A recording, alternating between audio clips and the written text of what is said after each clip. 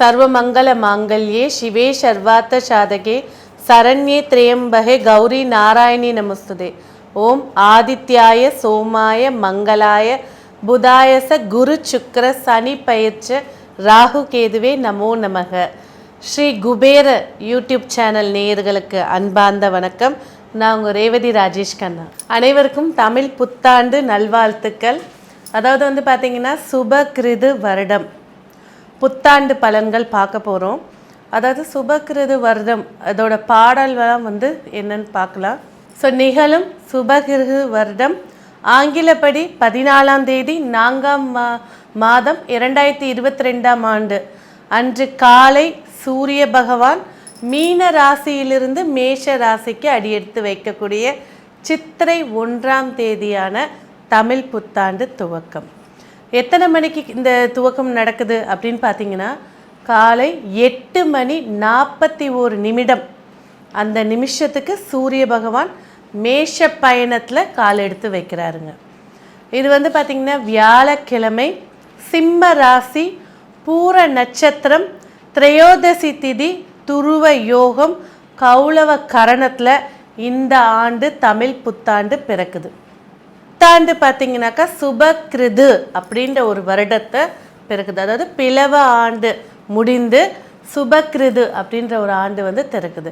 இதோடைய சமஸ்கிருதத்தில் இருக்கக்கூடிய மூல நூலில் இருக்கக்கூடிய பொதுவான பாடல் பார்த்திங்கனாக்கா சுபகிருது தண்ணிலே சோழ தேசம் பால் அபமாம் விலை குறைவும் மாம்சம் சுபமகு நாடெங்கும் மிகு நல்வினை உண்டாக்கும் கேடெங்கும் இல்லாதிருக்க கேள் அப்படின்னு சொல்லியிருக்காங்க.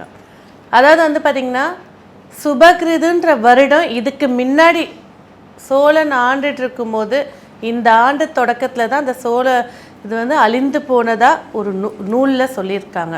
இது உண்மையானது இல்லை, ஆனால் ஒரு நூலில் குறிப்பிட்டிருக்காங்க. ஸோ அப்போ இந்த வருஷம் பிறக்கிறது பார்த்திங்கனாக்கா மரம் செடி இதெல்லாம் விளைச்சல் நல்லா இருக்கும், விவசாயம் ரொம்ப நல்லா இருக்க போது. அடுத்தது சில விலங்குகள் உயிரினங்கள் அழிந்து போகக்கூடிய சூழலை சுட்டி காட்டுது. கனமழை உண்டு, அதனால சுபிக்ஷம் உண்டாக போகுது அப்படின்னு சொல்லியிருக்காங்க. நல்ல விளைச்சல், மக்கள் சுகமாக வாழ்வாங்க அப்படின்னு இந்த பாடலுக்கான அர்த்தம் கொடுத்துருக்காங்க. அடுத்தபடியாக பார்த்திங்கன்னா இந்த சுபகிருதுவில் பிறந்தவங்க இருப்பாங்கள்ல, இனி இந்த ஆண்டு பிறக்க போகிற குழந்தைகள் இருக்காங்கள, இவங்க சௌபாக்கியவான் அப்படின்னு சொல்லியிருக்காங்க. கல்வி ஞானம் மிகுந்தவர்கள், அளவற்ற புண்ணியம் செய்பவர்கள், புத்திர பாக்கியம் இவங்களுக்கு உண்டு, ஆயுள் தீர்க்கமானவர்கள், ஆயுஷ்மான் அப்படின்னு சொல்லியிருக்காங்க. இந்த சுபகிருதுன்ற ஆண்டு மிகவும் வளர்ச்சியை சுட்டி காட்டுது, அதர்மத்தை அழிக்கக்கூடியதை சுட்டி காட்டுது, செல்வ வளர்ச்சியும் நாடு வளர்ச்சியும் விவசாய வளர்ச்சியையும் சுட்டி காட்டுதுங்க. ஸோ இந்த தமிழ் புத்தாண்டு அனைவருக்குமே மகிழ்ச்சியான ஒரு பலன்களையும் சந்தோஷமான ஒரு நிகழ்வுகளையும் ஏற்படுத்தி கொடுக்கணும். ஸோ மீண்டும் தமிழ் புத்தாண்டு நல்வாழ்த்துக்கள். 12 ராசிக்காரர்களுக்கும் இந்த தமிழ் புத்தாண்டு எப்படி இருக்க போகுது அப்படின்றத பார்க்கலாம். கடகராசி நேயர்களே, இந்த சுபகிருது வருடம் தமிழ் புத்தாண்டு உங்களுக்கு எப்படி இருக்க போகுது? ஆண்டுடைய தொடக்கமே உங்கள் ராசிநாதன் தனராசியில் பயணிக்கிறாரு. தனராசி அதிபதி உங்கள் ராசிக்கு 10ன்ற ஸ்தானத்தில் திக்பலத்தில் அமர்ந்திருக்காரு. ரொம்ப எப்படி விசேஷமாக இருக்குது பாருங்கள்.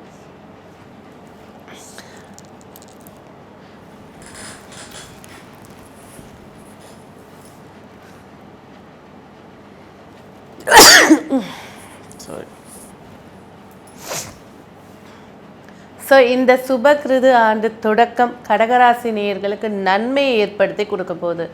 இவ்வளவு நாளாக கண்ட சனின்ற சனியுடைய பாதிப்புலையும், அடுத்து அஷ்டம சனி அப்படின்னு சொல்லக்கூடிய 8ஆம் இடத்துல சனி பகவான் போகிறதும் இந்த ஆண்டு அதனுடைய வீரியம் குறைந்து உங்களுக்கு நன்மையை ஏற்படுத்தி கொடுக்க போகிறாங்க. இந்த ஆண்டு கல்வி எப்படி இருக்க போகுது? சிறப்பாக இருக்க போகிறத சுட்டி காட்டுது.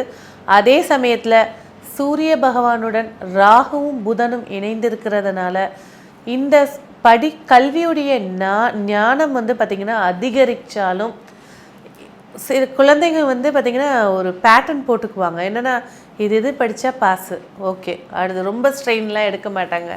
ஷார்ட் அண்ட் ஸ்வீட்டாக எழுதி வரக்கூடியவங்களாக இருப்பாங்க. அதே சமயத்தில் வந்து பார்த்திங்கனாக்கா சொத்து சம்மந்தப்பட்ட விஷயங்கள், அது இப்போ பார்த்திங்கனாக்கா இந்த ஆண்டு சொத்து சேர்க்கை வந்து கொஞ்சம் யோசித்து முடிவெடுக்கிறது சிறப்பாக இருக்கும். டாக்குமெண்ட்டாக இருக்கட்டும், பேச்சுவார்த்தையாக இருக்கட்டும், ரொம்ப கேர்ஃபுல்லாக இருக்க வேண்டிய ஆண்டாக இது இருக்க போது. திருமணம் சொல்லி பார்த்திங்கனாக்கா இந்த ஆண்டு 7ஆம் அதிபதி சனி பகவானே ஆட்சியாக இருக்கார். திருமணம் கைகூடக்கூடிய ஆண்டாக இருக்கும். அதே சமயத்தில் சிறு சிறு பிரச்சனைகளையும் சந்திக்கக்கூடிய ஆண்டாக இருக்க போகுது.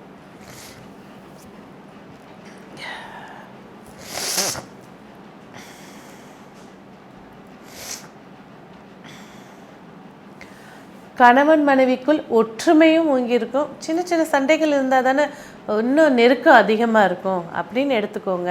ஸோ வந்து கடகராசி நேயர்களுக்கு நோய் எதிர்ப்பு சக்தி அப்படின்னு ஆரோக்கியத்தை பற்றி பேசணும் அப்படின்னு பார்த்தீங்கன்னாக்கா கடகராசி நேயர்களுக்கு செரிமானம் சம்மந்தப்பட்ட விஷயங்களிலும் சரி, அதே சமயத்தில் கொலஸ்ட்ரால் சம்மந்தப்பட்ட விஷயங்களையும் எச்சரிக்கையாக இருக்க வேண்டிய ஆண்டாக இது இருக்க போகுது. தொழிலை பற்றி பேசணும் அப்படின்னு பார்த்தீங்கன்னாக்கா 10ஆம் இடத்துல ராகு பகவான் பயணிக்கக்கூடிய இந்த காலகட்டத்தில் தொழிலில் வந்து புதிய தொழில் ஆரம்பிக்கிறதுக்கு உங்களுடைய ஜாதகத்தை தனியாக அனலைஸ் பண்ணிக்கிறது சிறப்பாக இருக்கும். இல்லையா, ராகு பயிற்சி ஆனதுக்கு அப்புறமா சொந்த தொழில் செய்கிறது சிறப்பு ஏற்படுத்தி தரும். இல்லைன்னா சிறு விரயத்தையும் சுட்டி காட்டக்கூடிய ஆண்டாக இருக்கனால கொஞ்சம் கவனம் தேவை. ஸோ இந்த ஆண்டு வந்து புத்திரர்கள் வந்து ரொம்ப மகிழ்ச்சியாக இருக்க போகிறாங்க. புத்திர தடை இல்லை. கல்யாணம் ஆனவங்களுக்கு உடனே கன்சீவ் ஆகக்கூடிய பாக்கியத்தையும் ஏற்படுத்தி கொடுக்க போகிறாங்க. சுபகிருது ஆண்டே புத்திரத்தை ஏற்படுத்தி கொடுக்கக்கூடிய ஆண்டாக இருக்குது.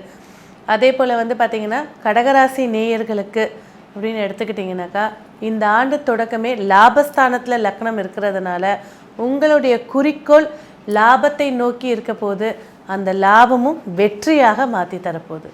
சர்வ பாக்கியத்தை அனுபவிக்கக்கூடிய ஆண்டாக இது அமைச்சு கொடுக்க போகுது. இந்த ஆண்டு உங்களுக்கு வெற்றியையும் வளர்ச்சியும் ஏற்படுத்தி கொடுக்க வழிபட வேண்டிய தெய்வம் என்ன அப்படின்னு பார்த்தீங்கன்னா திருச்செந்தூர் முருகருங்க. இந்த ஆண்டு ஏற்படக்கூடிய தடைகள் விலக மாதம் மாதம் உங்களுடைய நட்சத்திர அன்னைக்கு ஒரு அன்னதானம் செய்கிறது இந்த ஆண்டில் ஏற்படக்கூடிய தடைகள் பிரச்சனைகள் நீங்கிறத கண்கூடாக பார்க்கலாம். ஸோ இந்த சுபகிருத ஆண்டு உங்களுக்கு மகிழ்ச்சியை ஏற்படுத்தி கொடுக்க என்னுடைய வாழ்த்துக்கள். ஸ்ரீ குபேரன் டிவியை பார்த்தமைக்கு நன்றிகள். மேலும் இது போன்ற தகவல்களை தெரிந்து கொள்ள ஸ்ரீ குபேரன் டிவியை சப்ஸ்கிரைப் செய்யுங்கள். மறக்காமல் பெல் ஐக்கானை கிளிக் செய்யுங்கள்.